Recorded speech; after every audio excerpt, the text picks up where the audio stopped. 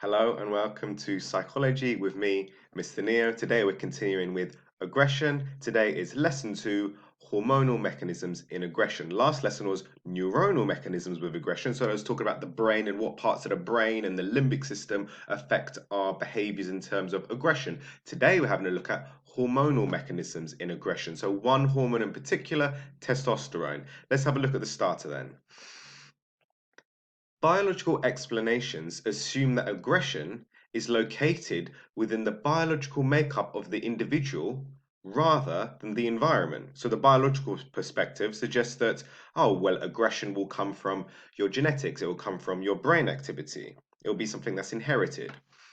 Many research studies in the last 30 years have shown that violent criminals were high in the testosterone, in the hormone testosterone.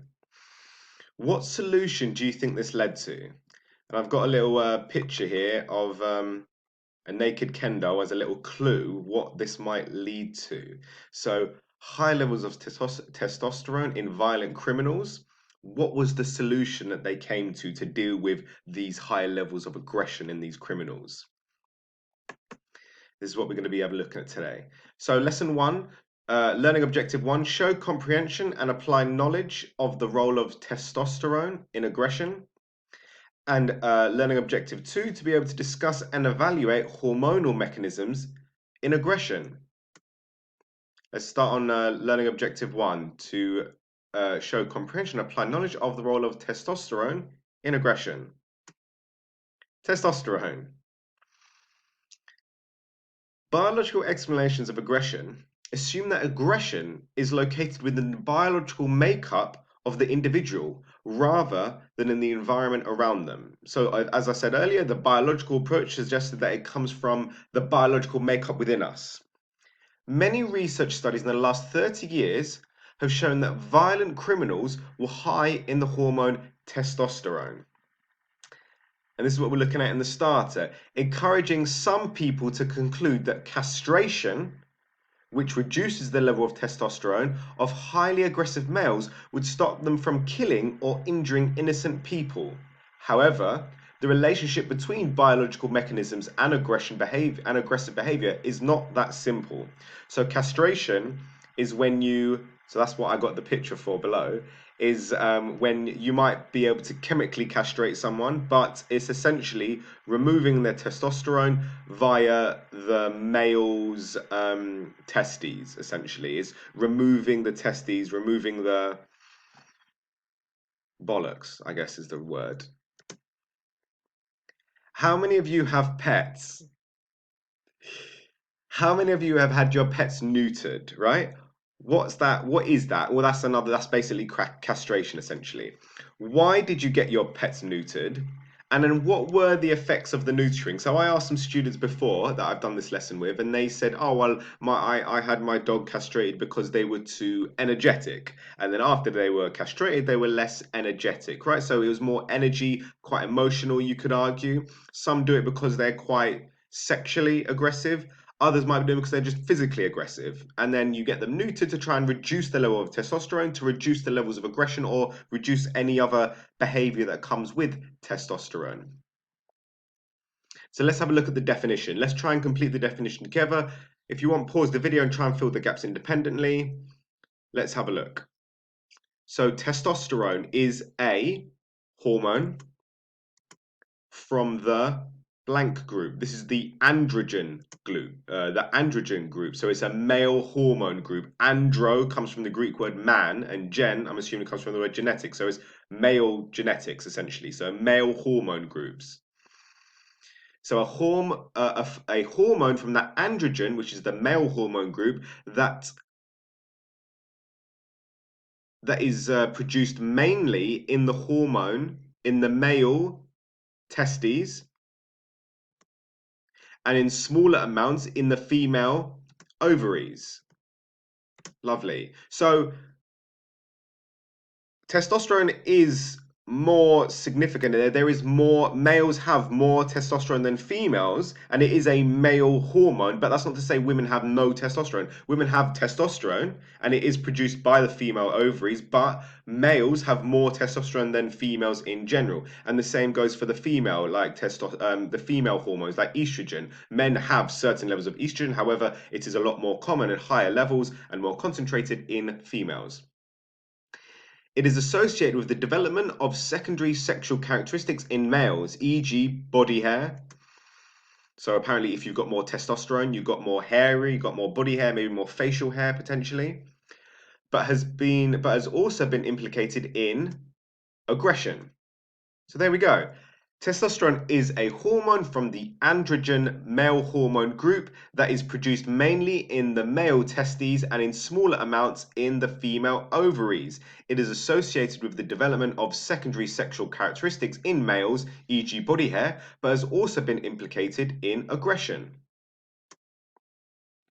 It is a reliable observation that males are generally more aggressive than females. If you came from the perspective that testosterone is the results in aggression, then you would understand it in those terms, right? Males have more testosterone, therefore they will be more aggressive.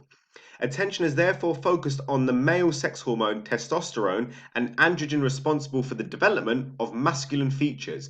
It also has a role in regulating social behavior via its influence on certain areas of the brain implicated in aggression. So if you came from the biological perspective and understood aggression in terms of just testosterone, you would go, well, the reason males are more aggressive than females generally is because males have higher levels of testosterone, higher concentrations of testosterone. However, as we know, it's not just testosterone that plays a role in aggression. We also had a look at the limbic system. We also had a look at the neurotransmitter serotonin, and there's going to be many other explanations for aggression, like psychological, that we're going to look at later in this unit. Animal studies from Giammanco et al. In 2005 have demonstrated experimental increases in testosterone are related to greater aggressive behavior in several species. So they increased the testosterone in certain animals, and they found after they increased the testosterone in the animals, there were higher levels of aggression. Right? This is supporting the idea that testosterone and aggression are linked in some way.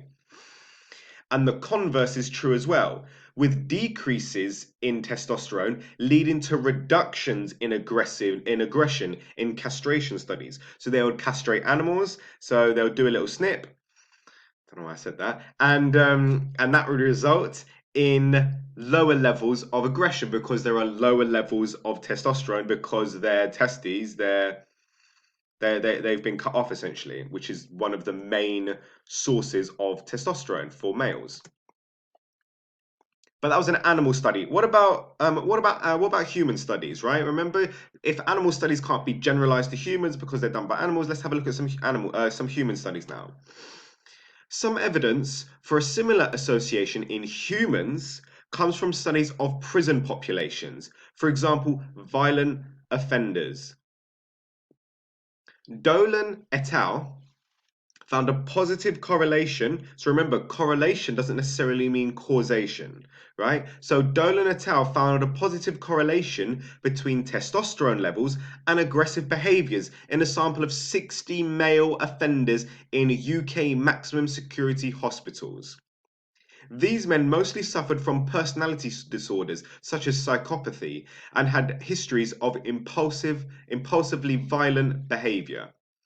So there was a study of 60 males in a prison, and they found that those that had higher levels of testosterone had committed aggressive behaviors or committed aggressive assaults or crimes.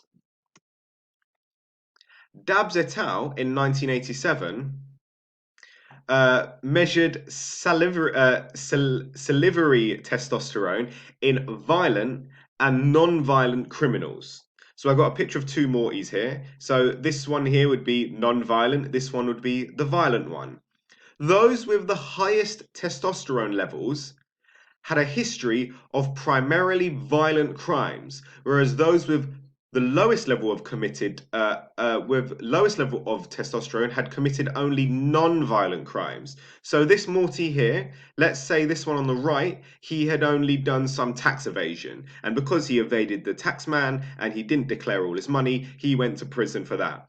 The Morty on the left here, he was very aggressive. He killed people, he murdered people and raped them sometimes if he wanted to because he was quite aggressive. Which one of these two would you argue, according to the research by Dabbs, have higher levels of testosterone? It would be the Morty on the left. It would be this one here. Because he's done more aggressive, violent crimes, you would suggest that he had more or higher levels of testosterone compared to this Morty here, who has done a non-violent crime, therefore is likely to have lower levels of testosterone. Curry and Olmsted claim that testosterone concentrations are not static, right? So they're not constant. They fluctuate. But fluctuate rapidly in the context of changes to the social environment. So it's suggesting that if you have a high level of testosterone, it's not always high. You're not going to be really aggressive about every single situation. Like, what do you want for breakfast? Cornflakes. No, it's not like that. It fluctuates depending on the environment, right? It depends on the context of the changes of the social environment that are around you. Changes in testosterone levels appear to influence aggressive behavior by increasing amygdala activity. So we're linking this to the last lesson now with the neuronal mechanisms in aggression about the amygdala, part of the limbic system in your brain. So what they found is testosterone levels appear to influence aggressive behavior by increasing amygdala activity during the processing of social threat, e.g., angry facial expressions. So if someone was showing angry facial expressions, like the dog I got in the picture here, gritted teeth, this is an evolutionary angry expression, it's more likely to cause the person that is viewing them to become aggressive in themselves because they're viewing the situation like that. So this is the biological pressure. Remember, so all of these are linked. The hormonal explanations or understandings of aggression are linked to the neuronal because they're all part of the same understanding. They're all part of the biological perspective.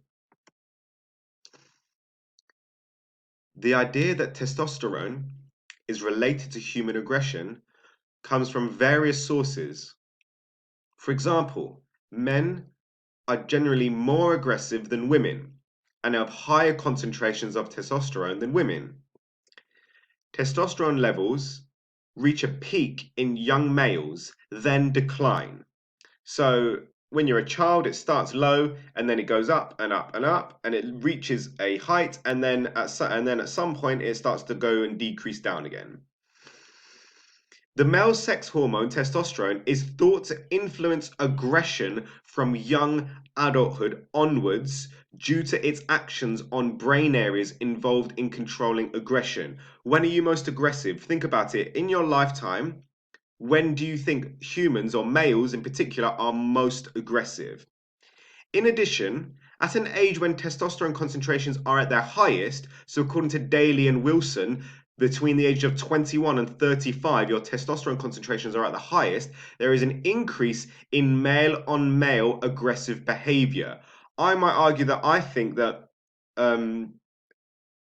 aggression in males will peak a little bit lower than what they're suggesting because I think by the time you get to the age of 30, I think in most cases it would have started to decrease and think it might start from the age of around 15 maybe, the really high levels of testosterone. But according to this research, they suggested that high testosterone concentrations are at their highest between 21 and 35 years old. Here's an application question. Ben, so angry young man. Ben is a young man of 16 who's been involved in antisocial behavior since he was at primary school. Right, there's the first clue, primary school.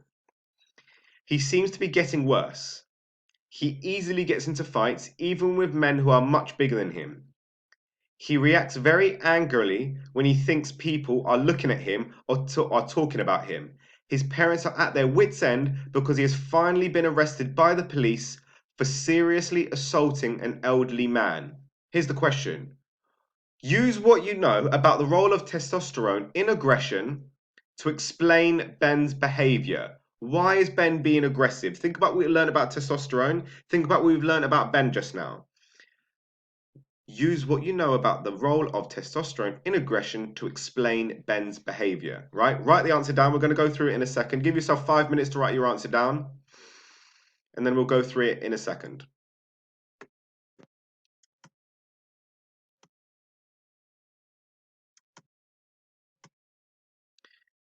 So here's the question again. Use what you know about the role of testosterone in aggression to explain Ben's behavior. So here's the answer. How similar did you get? Answer. As Ben is male, the androgen testosterone is an obvious candidate to explain some of his aggressive behavior. He may have an abnormally high level, which has an indirect effect on his aggression because it disrupts the normal functioning of the brain areas involved in regulating his social behavior. This is supported by the observation that he reacts angrily to many social and environmental stimuli and probably interprets normal social behavior in threatening terms. If you could have also written, however, you may also suggest that the role of testosterone is not in case here because his aggression stems from him being from childhood, from primary school, which is when testosterone levels are not at their peak. So it may suggest that other factors may be involved here as well. So you can go for one or the other. Both would be brilliant. So there's testosterone. Identify one thing you learned about testosterone. Why do you think learning about testosterone in terms of aggression is important? How does testosterone apply in real life, right? When would this be useful in real life, learning about testosterone? Think about maybe if we had to deal with some criminals and you had to find out why were they doing these aggressive acts. Well, let's have a test of their testosterone. See if their levels are high. Maybe that'll explain it. What questions has testosterone raised for you? What are you still wondering about? Like I said, write the question down, put it in email, or put it in the comments below. So there we go. Learning objective 1, show comprehension and apply knowledge of the role of testosterone in aggression. Let's tick that off. Are we happy to? Yeah? Brilliant. Talk to myself. Learning objective 2, to be able to discuss and evaluate hormonal mechanisms in aggression. So here's the evaluation, AO3. What are some of the strengths and weaknesses of hormonal mechanisms in aggression? Okay, explaining the role of testosterone.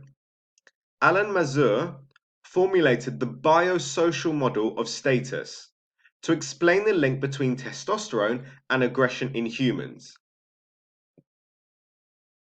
Testosterone levels change rapidly during the course of the day, especially in response to social interactions related to status, e.g., competition, right? If you're in a competition, that might heighten your levels of aggression, heighten your levels of testosterone. A change in testosterone levels following a loss of status, for example, should affect post-competition aggression. So if you think about it, I know, for example, like you can see those people online that get really salty if they lose a match, right? Sometimes they might be playing FIFA or some other game online and they get really mental if they do something really, if they lose, they go crazy, they throw their controller, they smash the screen, they go a bit crazy, right? You would argue then their levels of testosterone were really high then because they were in competition. A change in testosterone levels following a loss of status, for example, should affect post-competition aggression. So if you lose a competition, that should affect your levels of testosterone and affect your levels of aggression, apparently. Meta and Josephs measured changes in their male participants' testosterone levels before and after a competitive game, which they all lost. So they measured their testosterone levels after a competitive game they played, but all of the participants lost. Once the second sample was taken, the participants were given a choice. They could either challenge their victorious opponent to another competition, aggressive, which would be an aggressive act, or complete an unrelated task, which would be a non aggressive act. Of the losers whose testosterone levels rose after their loss, So those that levels rose after they lost, 73% of them re-challenged them, right? So they went, I'm going to do the aggressive thing. I'm going to re-challenge them. I lost. And those that the testosterone levels rose, 73% of them decided that I'm going to re-challenge them. I'm going to retake my status here. I'm going to challenge them back. I'm going to play another game with them and I'm going to win this one. But of the losers whose testosterone dropped, only 22% of them re-challenged, which was deemed the aggressive act. Therefore, after a loss of status, individuals behaved aggressively, choosing to re-challenge only after an increase in testosterone levels. These findings confirm Mazur's BMOS, increasing its validity as a plausible explanation of how testosterone may exert its effects on aggression. So, is this a strength or a weakness?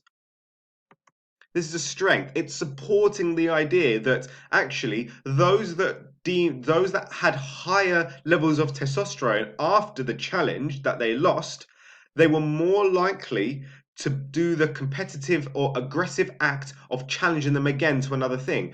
However, those that had a loss of testosterone after they got beaten, only 22% of them re-challenged, and 78% of them decided to do a non-aggressive act, which is a different challenge. Here's another evaluative point: other hormones. Evidence of this link between testosterone and aggression in humans is mixed. Justin Carey and Meta dual hormone hypothesis attempts to explain why. They claim that high levels of testosterone lead to aggressive behavior only when levels of cortisol are low. When cortisol is high, which is another hormone, testosterone's influence on aggression is blocked. Cortisol is a glucocorticoid hormone that plays a central role in the stress response. So what they found was only does testosterone affect an individual's aggression when the cortisol levels are low. When the cortisol levels are high, the testosterone does not have an effect because the cortisol is in charge of the stress response and it blocks the testosterone. A study by Popma et al. In 2007 of adolescent males confirmed this hypothesis in relation to direct physical aggression. The combined activity of testosterone and cortisol may be a better predictor of human aggression than either hormone alone. So it's suggesting that testosterone on its own does not predict aggressive behavior, but testosterone with low levels of cortisol are better predictors of aggression. So is this evaluative point a strength or a weakness of testosterone being linking to aggressive behavior? This is a weakness because suggesting actually is not just testosterone, but also is dependent on your cortisol levels, which is a different hormone. And the last evaluative point we got here is issues of cause and effect. Most research into neural and hormonal influences on aggression is correlational. There are good ethical reasons for this because opportunities to experimentally manipulate brain structures and hormones are very limited. But when two variables are correlated, it is impossible to establish which one is the cause of the other, or if a third variable is involved. So, for example, is it because you have high testosterone levels that cause you to be more aggressive, or is it the fact that you're an aggressive individual which causes your testosterone levels to go higher? We don't know which one is which through a correlational approach. We only know that they're linked together and they have a positive correlation. We don't know that aggression is causing testosterone or if testosterone is causing aggression. Here's the question. Explain how this issue could affect our understanding of the links between the limbic system activity, the limbic activity and aggression, and hormone levels and aggression. Is this a strength or a weakness? This is a weakness because it's suggesting that we don't actually know which one causes it. We don't know if it is the hormone causing the behavior or if it's the behavior causing the hormone. So here's the answer. Explain how this issue could affect our understanding of the links between the limbic system and aggression. Research that demonstrates a correlation between two variables, such as serotonin and aggression, risks oversimplifying the true mechanisms involved. This is because other factors which may influence or even cause aggression are overlooked.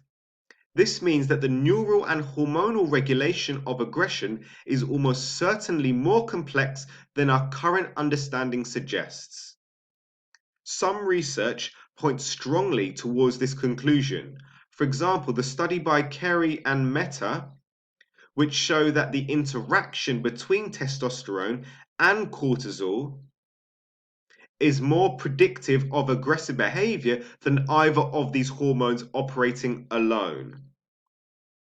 The alternative to correlational studies is research in which these mechanisms are manipulated and their effects on regression measured. These are impossible in humans for ethical reasons. Many researchers consider research with non-human animals ethically acceptable. So like the castration of male rats, right? It's a lot more ethically correct to castrate a male rat than it is to castrate a human. Some people may argue, well, actually, I don't think it's okay to castrate rats either, but it's certainly more ethical than doing it to humans.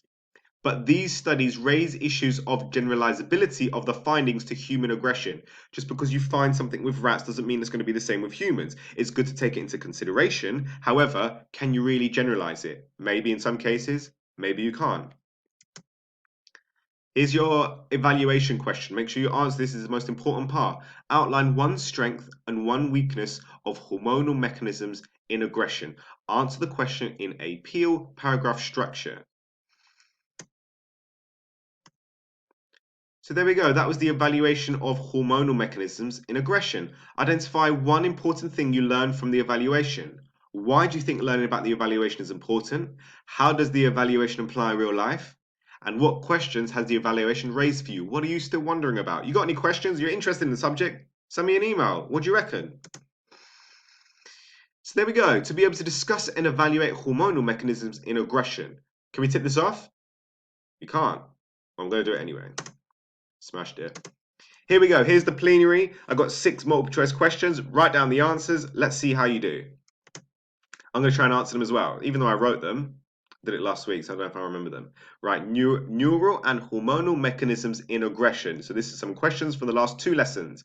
Number 1, the most important part of the limbic system involved in aggression is the A, hypothalamus, B, hippocampus, C, amygdala, or D, thalamus.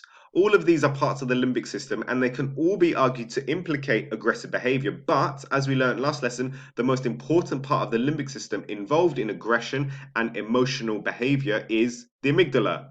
I hope. Good.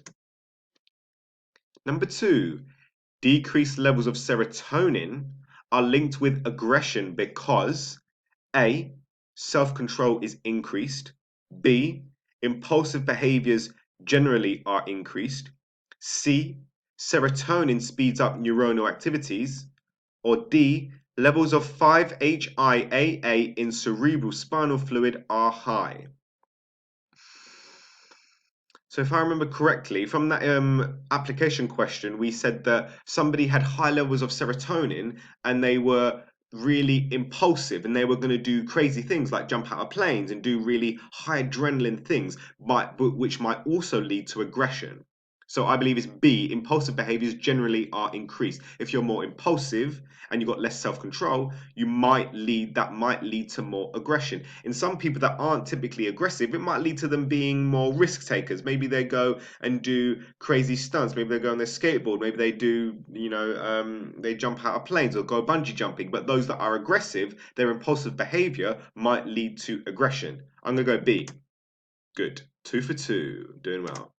Number 3, research with violent offenders by Dolan et al. Found a positive correlation between aggression and A, serotonin levels, B, amygdala activity, C, testosterone levels, or D, 5-HIAA levels? Well, this was just this lesson we had a look at. It was testosterone levels. It was the hormonal mechanism in aggression. So C, testosterone levels. Good. 3 for 3. Number 4. The dual hormonal hypothesis suggests the involvement in aggression of A, testosterone and adrenaline, B, testosterone and noradrenaline, C, testosterone and cortisol, or D, adrenaline and cortisol. Right, we had a look at this in the evaluation just now. So this is testosterone and cortisol. Testosterone and cortisol. Number 5. Castration studies in animals show that low testosterone is involved in aggressive behavior. Is that true or false? Well, from what we understand, testosterone, high testosterone is involved in aggression. So higher levels of testosterone lead to aggression. So low levels of testosterone is not involved in aggressive behavior. So I'm going to go false. Lovely, 5 for 5. And the last one, number 6, connect the statements in the two columns. So on the left, we've got using aggressive behavior to get what you want, the amygdala, normal levels of serotonin, and that lovely word, paroxetine. And on the right, we've got an example of cold-blooded aggression, part of the limbic system, increases serotonin and reduces activity and reduces aggression, and associated with behavioral self-control. So first of all, I know the amygdala is part of the limbic system. Normal levels of serotonin are associated with behavioral self-control.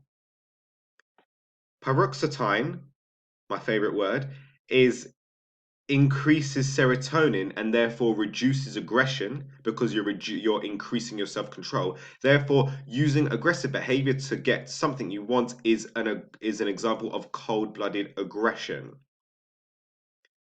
Nice. The amygdala is part of the limbic system. Normal levels of serotonin increases serotonin and normal levels of serotonin is associated with behavioral self-control. And paroxetine increases serotonin and reduces aggression. Lovely.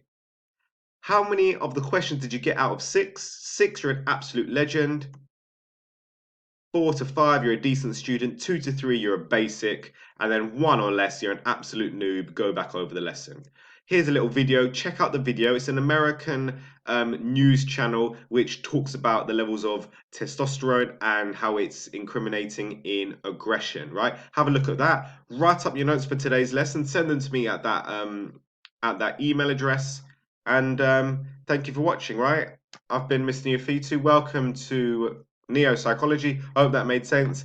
Check you later.